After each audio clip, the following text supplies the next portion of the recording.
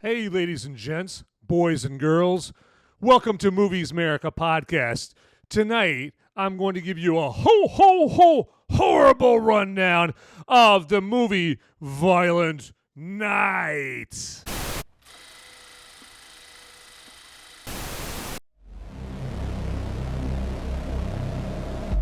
In a world where the number of movies available is great, but many are so bad, you'll learn a new definition of hate. One man sifts and reviews through the movie sludge. One man will be the movie cop, jury, and judge. He goes by many names, but you know him by MoviesMerica.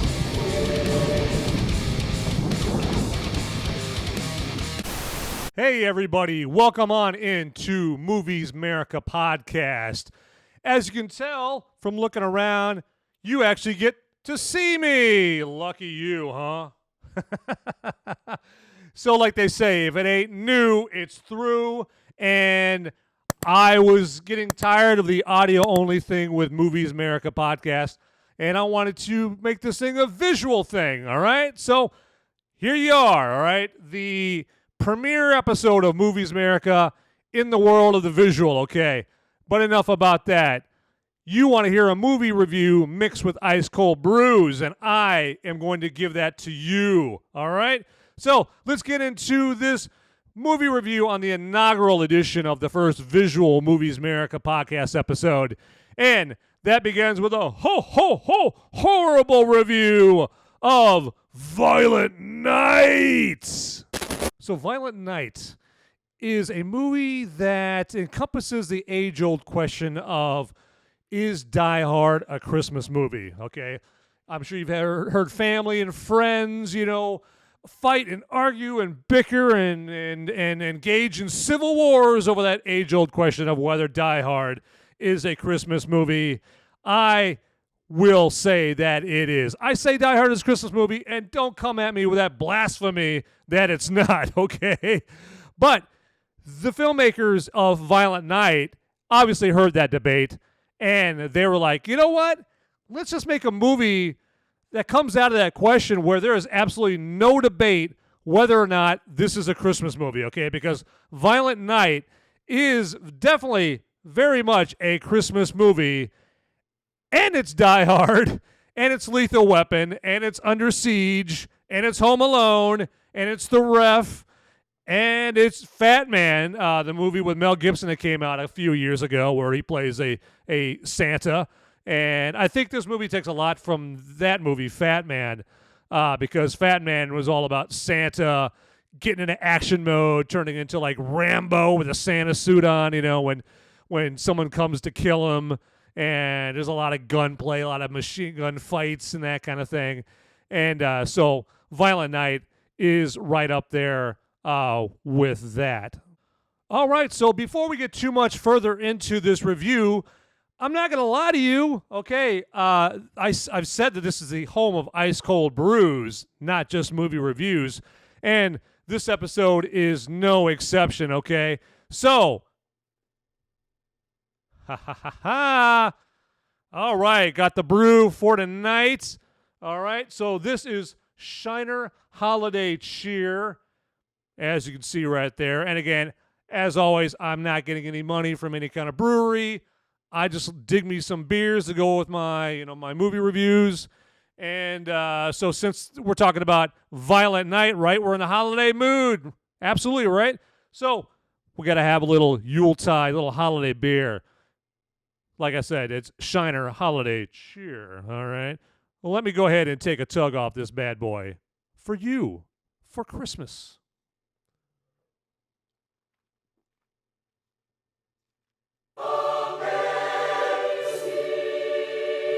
That hits the spot every single time, okay? So this movie also has Beverly D'Angelo, Ellen Griswold herself from one of the classic Christmas movies, probably my second favorite Christmas movie, Christmas Vacation. All right, we don't have Rusty Griswold or Clark Griswold in this. No Chevy Chase, no Anthony Michael Hall, but we have the mom, right? We have Ellen Griswold, Beverly D'Angelo in this. Haven't seen her in too much stuff, you know. She was like the 80s was pretty much her heyday, but she was in like Entourage for a few episodes. But yeah, so that's just kind of an Easter egg, if you would call it an Easter egg, from Christmas Vacation, having Ellen Griswold herself, Beverly D'Angelo, in this movie. Now, I got to say, the bloody carnage in this is very plentiful, okay?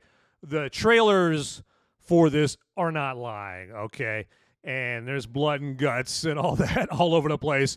So, yeah, you definitely want to leave the kiddies at home for this one, okay? This is not Coco, all right? This is not Toy Story 2, or by no means bring the kids to this one, you know? Unless you fancy yourself a connoisseur of childhood psychosis, you know. Then if you like to cultivate that kind of thing, oh yeah, then by all means, take your kids to this movie and warp them forever. And also, there is like a darkly funny, kind of bloody Home Alone homage in this. That, it just tickled my funny bone here. You know, I've got that sick sense of humor. But yeah, there's a Home Alone homage in this, traps and whatnot that you'll never see in the original Home Alone. Woo! Never. Now, the family that's being held hostage is written pretty hilariously. You've got like the blood-sucking, part of the family that just can't wait for the family matriarch to die, to just kick the bucket so, they can get some money, or so they think, out of the will. The family matriarch is played by Beverly D'Angelo. And so, yeah, you just have this sleazy, skeezy part of the family that has those feelings towards Beverly D'Angelo character. They're just leeching, just scum-sucking part of the family, right? And then you have the other part of the family where they're not wanting to be beholden to the matriarch, because she's rich, very wealthy, as the movie reveals, and her so-called favorite son wants to break away, so to speak, and there's more in the movie to that, so I'm not going to ruin that. I'm not spoiling anything in here, but so there's that side of the family. And I'd say, that whole family is written very well. It's written in a comedic style. Okay, this movie, obviously, think of the premise: violent night, Santa's going on a killing spree to save some people. Yeah, this movie isn't going for a serious tone, all right? And so the screenplay for the characters are not written in a serious tone. It's definitely played for comedy, played for laughs. And yeah, there is definitely some funny lines in this attributed to just the blood-sucking family members. They're just so pretentious and precocious and annoying, and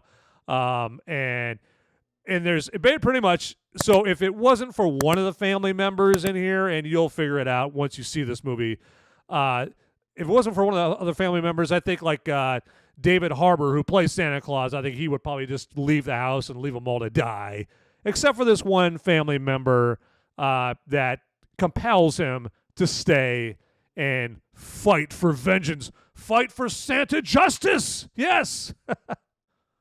All right, before we press on, again, I just want to remind everybody that these MoviesMerica podcast episodes are on Apple Podcasts, Google Podcasts, Spotify, iHeartRadio.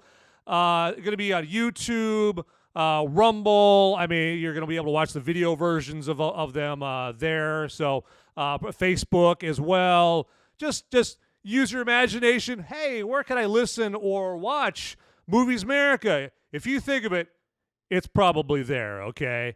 And also, the audio versions are going to be on MoviesMerica.com.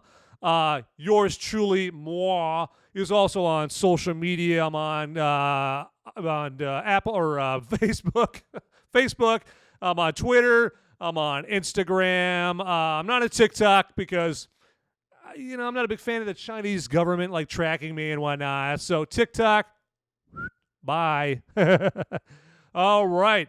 And you know what? Hey, let me get a little tug off this beer here again, because it's been like a whole, 5 minutes or something like that? Ooh, that beer is calling to me.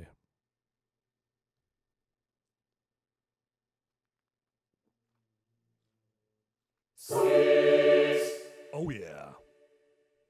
So I have to say that the villains are written very humorously as well, okay? You're going to see, this group of villains, and it's going to remind you of Die Hard for sure, okay? But instead of the late, great Alan Rickman as Hans Gruber, you've got John Leguizamo as Mr. Scrooge, which brings me to the point that it's kind of funny that they have the terrorists, the bad guys. They all go by Christmas names. So you got Mr. Scrooge, you got Frosty. I think there's like Mrs. Claus in there somewhere, or Peppermint, or something like that. They just call each other by these Christmas themed names here, of all things. And so they're there to invade this big mansion of this big family, or big rich family. And like I said, it reminds me of Die Hard, just like that. Now, one thing that I found is funny, just because this is like a movie involving Santa, is when Santa's fighting them and he's going through all this, since he's Santa Claus, he knows the real names of all these baddies, right? So they're interrogating him and getting up in his grill and whatnot. And, he's like, hey, Teddy, remember I brought you that Schwinn back when you were 8 years old. Remember that? And, hey, Lucy, I remember you. Yeah, you wanted that Barbie so much, and I got you. Like, he's having that kind of conversation with them, which is unique to a movie involving Santa. And this movie, uses that. Now, I do like how this movie introduces the concept of Santa being this fearsome warrior, this Viking, before he became, Kris Kringle, Santa Claus, as we all know him. I thought that was interesting. They don't go into it a whole lot, but they just kind of give you that different aspect of it. And it lends some credibility to how he can be so ferocious and fearsome and know how to take care of himself to an extent. So that was a unique part of this movie that I think really enriched it. But yeah, it definitely needed to be in there just due to how much butt he kicks in this movie. The two standouts in this movie really are David Harbour as Santa, the jolly old elf himself, and then Leah Brady plays Trudy. And so Trudy is this cute little girl that is there with the family and really provides the heart of this movie, because this movie does have, blood and guts and people getting blown up and getting stabbed by candy canes and stuff like that. But as weird as it sounds, there's a lot of heart in that. There's a lot of Christmas spirit in the middle of all those blood and those guts. Because and then when you think blood and guts, you think Christmas spirit, right? Am I right? But that's one of the things that makes this movie good. Okay, and that's one of the things that surprised me about this movie is that it actually tries to have some warmth, bring some Christmas warmth and love and all that. Just try to infuse some Christmas spirit into the movie. And so Leah Brady as Trudy helps out with that, and she pretty much just melts Santa's heart in there, as she does all of us watching the movie. Yes. David Harbour, though, he kicks it as Santa. He's really good at playing these troubled, boozy characters. I mean, he does it on Stranger Things. That's probably what he's most famous for right now. But David Harbour and then Leah Brady as Trudy just knock it out of the park. Okay, so they're just a couple of Christmas gifts to you and me in this movie.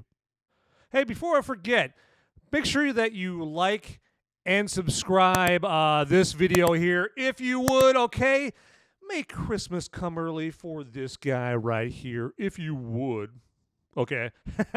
So that was pathetic. I know I have no pride whatsoever. But yeah, so if you would like, subscribe or wherever those buttons are at. Like, subscribe. I'm going crazy. I don't know where they're at. Oh, okay. But yeah, if you would do me a solid, that would be fantastic. Okay. Now, one of the things about this movie that I personally like in a movie that I put a lot of value and weight into, and I know it's probably sounds stupid to everybody else, but the gun sound effects, okay, when they're busting out the M4s, they're busting out all the guns, they're busting out the Berettas, and all that in this movie. All the automatic handguns or the automatic fire, that kind of thing. The gun sound effects are lights out. They sound fantastic. Okay, that's one thing about movies with guns in it that I get a lot out of. I really appreciate it. It's like some good sound effects with the good guns there, and I come for the gun sound effects, but I stay for the muzzle flash. Okay, I love me some good muzzle flash. In a movie. Michael Mann movies, ooh, chef's kiss when it comes to muzzle flash in Michael Mann movies in his gunfights. Incredible. Oops, sorry about that beer burp there. But yeah, so hey, Violent Night has fantastic muzzle flash, fantastic gun effects. Right there with Die Hard. I remember seeing Die Hard back in 1988. It had like fantastic sound effects to the gunfights right there. I know, sounds stupid. That's something I dig, do with it. Now, they do have a big action set piece, or one of the big action set pieces, but the bloodiest one in this, it is indeed bloody. It's a lot gory. It's got, all the carnage candy that you would want. But my complaint about it is it's lit way too darkly. And I think that it's because a lot of movies, they don't use blood squibs anymore, when people are getting shot and stabbed and whatnot.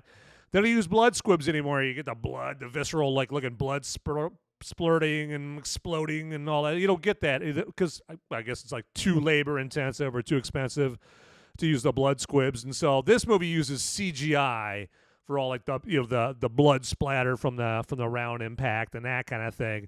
And I'm guessing maybe they saw this looks kind of like crap, the CGI blood splatter. So they're like, you know what? We better darken up the scene quite a bit. And that's exactly what they did. So you can, so you're going to have to squint a little bit, to see it. And that would be my one complaint. But with this scene, with the big carnage carnival that they have in this action set piece, it is pretty incredible. It's pretty ingenious, and yeah, it's wow. Your eyes will pop out of your head in this. You're gonna be like, Santa, I didn't know you had that in you. I gotta say, some of the kills in this movie are pretty hilarious, as jacked up as that sounds. They realize that they're making a movie about Santa, trying to protect some people and having to dish out some pretty horrific violence. And they were like, okay, well, you know what? We want this to be a Christmas carnage classic, and they wanted to come up with some ingenious different ways for people to meet their demise. And this movie does not disappoint in that. Santa, in one, he literally makes one of the baddies the star of the movie, and you'll know what I mean when you see that. There's a scene with a grenade where Santa's not trying to make friends with this guy, and it just involves a grenade. And so just another reason to go check out this movie. Again, leave the kiddies at home. They don't want to see this. Now, another thing about this movie is I will never be able again to look at a nutcracker without wincing. Ooh, that scene was brutal. Okay. So if you're ever out with me and we go by Nutcracker and suddenly I drop to the floor in the fetal position, weeping and sucking my thumb like a little girl, this movie would be why. Okay. Now, one thing about this movie, because not everything in this movie is something that I liked. Okay, I did have some negatives about it, and one part of it that I didn't like was that how they portrayed Santa as like this scared, hesitant character, hesitant to help out this family at the beginning. That's not a spoiler or anything like that, but I would have endeared me a little bit more if he would have been like right from the beginning, like, I see a family in there and I need to protect them. I'm Santa Claus, Now, that they would have had to totally get rid of another narrative or aspect of this movie if they had done that. But it just, I don't know, for me, maybe it's just a me thing, but I just found it kind of weird that Santa was like this scared, oh my God, I better get out of here. Oh my, there's people with guns and I mean, I guess obviously, yeah, Santa's not Rambo, right? Well, at least I thought, before this movie. But yeah, they just kind of seemed weird, kind of rubbed me the wrong way. But that's just a little thing in this movie. Once the killing starts, that all goes out the window. But yeah, this movie just has a lot of funny, irreverent humor in it. Just the back and forth between the family members, and then they have the villains, the baddies. They have them ham it up quite a bit, particularly John Leguizamo as Mr. Scrooge. So yeah, the humor is just darkly humorous, and it's pretty good there. But as you could tell, I would recommend checking out this movie. I think it's going to be a new Christmas classic. Personally, I'd put some money on that. So I'd bet like 20 candy cans on that. Yeah, I'm a high roller. 20 candy cans. Don't mess with that, right? But hey, as always, thank you for joining MoviesMerica. Okay, like and subscribe. Check it out on YouTube and Rumble and any other platforms you can think of right there. Okay, I'm honored that you would watch and listen. Okay, I mean, it means the world to me. Thank you for joining me on this inaugural video version of MoviesMerica podcast. Okay, and like I always say, people, get out there. Those movies aren't going to watch themselves. Bye. Hey guys, don't leave the video quite yet. Okay, I've got a popo. They're coming after me, and I don't have much time to tell you, but you need to like and subscribe this video right here, down below. It's right down there. It's just waiting. It's waiting for you down there, okay? And make sure you watch these videos over here too. You'll be doing me a big favor. I'm gonna be in handcuffs pretty soon. All right, thanks for watching.